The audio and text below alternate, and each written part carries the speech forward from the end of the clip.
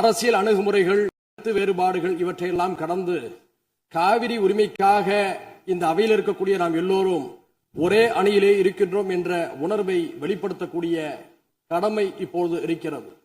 அதன் அடிப்படையில் நாம் எல்லோரும் ஓரணியிலே இந்த விவகாரத்திலே சிந்திக்க கடமைப்பட்டிருக்கின்றோம். இந்த உலகம் என்பது 71% நீராலும் 29% நிலத்தாலும் சூழப்பட்டிருக்கிறது. ஆனால் உலகம் எங்கும் தண்ணீருக்கான போராட்டங்கள் கடந்த அரை நூற்றாண்டு காலமாக வலுப்பெற்று வருவதை நாம் பார்க்கின்றோம். நம்முடைய இந்திய திருநாடு பல்வேறு இனங்கள், மொழிகள், பிராந்தியங்களை கொண்ட ஒரு துணைக்கண்டமாக இருக்கிறது.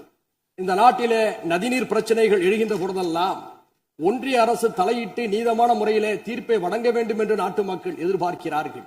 ஏனென்று சொன்னால் ஒரே நாட்டிலே வாழக்கூடிய ஒரே நாடாளுமன்ற தத்துவத்தை ஏற்றுக்கொண்ட நமக்கு மத்தியிலே நதிநீர் பிரச்சனையின் காரணமாக பிளவு ஏற்பட்டுவிடக் கூடாது என்ற அச்ச உணர்வு ஜனநாயக சக்திகள் எல்லோருக்குமே இருக்கிறது.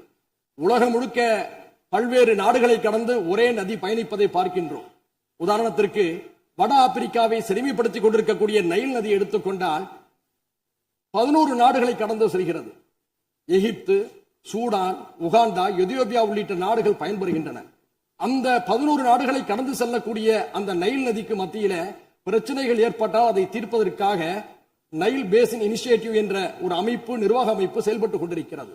பல்வேறு நாடுகளுக்கு மத்தியிலே ஒரு நதி பாய்கின்ற போது அதை தீர்ப்பதற்கு ஒரு கூட்டுக்குழு ஏற்படுத்தப்பட்டு ஒரு ஒருமைப்பாடு நிலைநிறுத்தப்படுகிறது என்று சொன்னால், ஒரே நாட்டிலே பாயக்கூடிய நதிகளுக்கு மத்தியிலே பிரச்சனை ஏற்படுகின்ற போது ஒன்றிய அரசும் அதை சார்ந்தவர்களும் நீதமான ஒரு தீர்ப்பை வழங்க வேண்டும் என்றுதான் நாம் எதிர்பார்க்கின்றோம். அந்த அடிப்படையில் இதே மாமன்றத்தில் 6/12/2018 அன்றைய அரசு இதே போன்ற ஒரு தீர்மானத்தை மேகதாதுவுக்காக கொண்டு வந்த போது நானும் அதை ஆதரித்து பேசினேன்.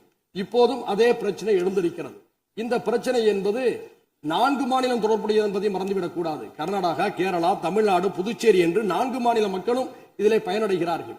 இந்த நேரத்தில் கர்நாடக அரசுடைய புதிய முதல்வராக இருக்கக்கூடிய சிவகுமார் அவர்கள் சமீபத்தில் ஒன்றிய நீர்வளத்துறை அமைச்சர் பாட்டீல் அவர்களை சந்தித்து காவிரியின் குறுக்கே மேகதாதுவிலே அணை கட்ட வேண்டும் என்று கூறியிருக்கிறார். இது உச்ச நீதிமன்றம் வழங்கிய தீர்ப்புக்கு எதிரானது.